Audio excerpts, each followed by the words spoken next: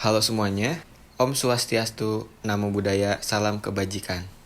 Video ini akan menampilkan dan mempresentasikan hasil analisis digital marketing untuk brand for the last time dalam rangka uji kompetensi BNSP skema digital marketing bersama PT Klorin Digital Media.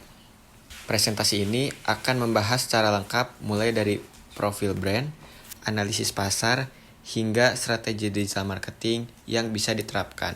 Semuanya dirancang berdasarkan data dan insight yang aktual. Oke, mari kita mulai.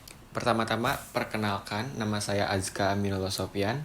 Saya dari jurusan Administrasi Bisnis Universitas Pasundan. Instagram pribadi saya Azka MHS. Dan untuk kontak pribadi saya aminullah2004@gmail.com. Identitas bisnis, nama brandnya ialah For the Last Time.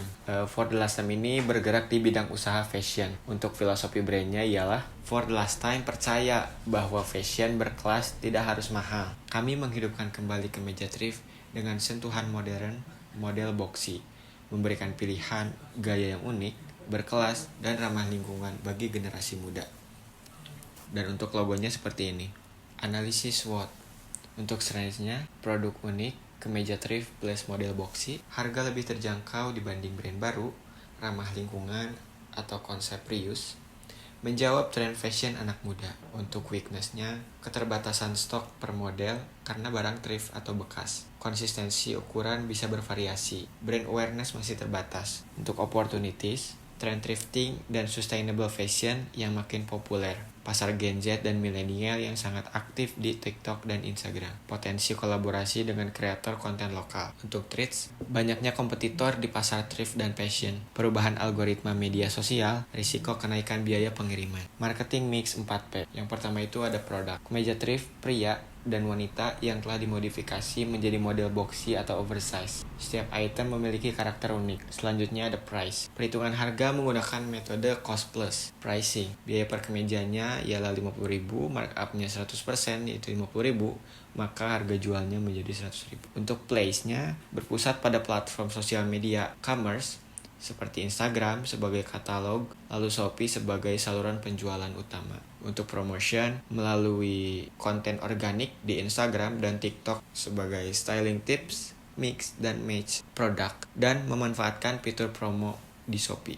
Analisa STP, segmentasi, demografis, Gen Z dan milenial, berumur 18-30 tahun, pelajar mahasiswa atau yang profesional. Untuk psikografis, menyukai fashion yang unik, hemat, sadar lingkungan, aktif di media sosial. Untuk target pasar, Gen Z berusia 18-24 tahun yang sangat aktif di TikTok dan Instagram, mencari pakaian stylish dengan budget terbatas dan ingin tampil beda. Posisi, satu-satunya brand thrift lokal yang secara khusus menghadirkan kemeja dengan model boxy yang trendy dan cocok untuk gaya kasual sehari-hari, menjadikan fashion thrift lebih modern dan aksesibel. Selanjutnya ada langkah strategis digital marketing.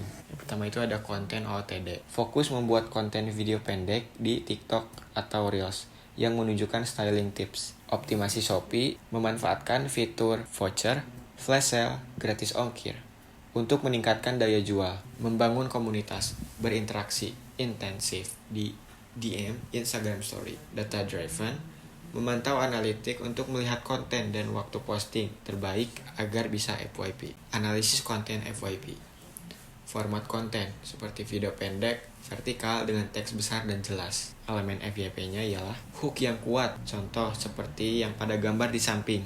Ialah mengedepankan visual estetik dan memunculkan produk. Untuk value-nya, menunjukkan kualitas video yang bagus dan jelas, juga memuaskan. Trend dan audio, menggunakan audio yang sedang trending di TikTok. Dan call to action atau biasa kita sebut CTA, ajakan untuk like, komen seperti buat yang mau, komen ya, dan kunjungi bio atau link. Strategi KOL, bisa sebagai owner sebagai model utama karena memiliki postur tubuh yang representatif target pasar, autentitas maksimal dan hemat biaya. Untuk kontennya OTD, behind the scenes, sama styling tips. Dan terutama untuk model influencer bisa big size, menunjukkan inklusivitas, produk, lebih relatable untuk berbagai postur tubuh, konten, style for all size, guest appearance. Untuk keunggulan strategi ialah autentitas tinggi, hemat anggaran, jangkauan pasar lebih luas, build trust melalui relatable content. Untuk audience persona, nama personanya ialah Gerard, the trendy thrifter. Demografi, laki-laki, berumur 21 tahun, mahasiswa desain komunikasi visual. Latar belakangnya, dia aktif di Instagram dan TikTok untuk mencari inspirasi gaya. Budget terbatas tapi ingin tampil stylish. Kebutuhan dan tantangan, butuh pakaian unik untuk konten dan daily wear, tapi tidak mengeluarkan uang banyak. Sering kesulitan menemukan item thrift yang bentuknya modern. Perilaku online, sering menonton konten fashion haul dan thrifting melalui TikTok Shop dan Instagram. Oke, ini ialah analisis dari data pasar kalodata.com.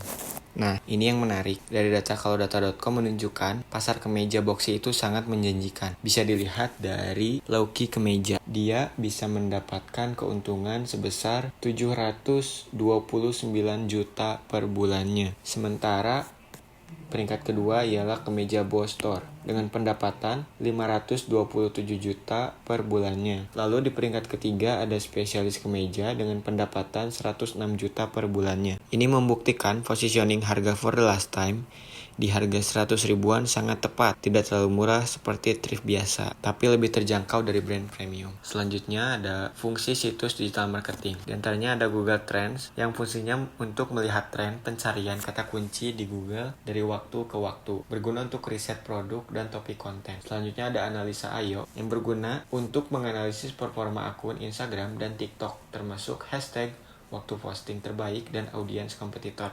Selanjutnya ada Blogger atau WordPress. Platform ini untuk membuat blog atau website, berguna untuk komen branding yang lebih mendalam dan SEO. Selanjutnya ada Ubersuggest, tool SEO oleh Neil Patel untuk riset kata kunci, analisis kompetitor website, dan audit SEO. Selanjutnya ada Small SEO Tools, Plagiarism Checker, memeriksa keaslian konten tulisan seperti blog, deskripsi produk agar terhindar dari duplikat. Lalu ada Google Business Profile untuk mengelola listingan bisnis di Google Pencarian dan Maps, krusial untuk bisnis lokal. Selanjutnya ada Social Blade, melihat estimasi statistik akun media sosial, pertumbuhan follower, peringkat, baik untuk akun sendiri maupun calon KOL. Demikian presentasi dari saya. Terima kasih yang sebesar-besarnya saya ucapkan kepada Universitas Pasundan dan PT Klorin Digital Media atas bimbingan dan kesempatan dalam uji kompetensi ini. Pengalaman ini sangat berharga untuk pengembangan karir saya di dunia digital marketing ke depannya. Sekali lagi saya ucapkan terima kasih.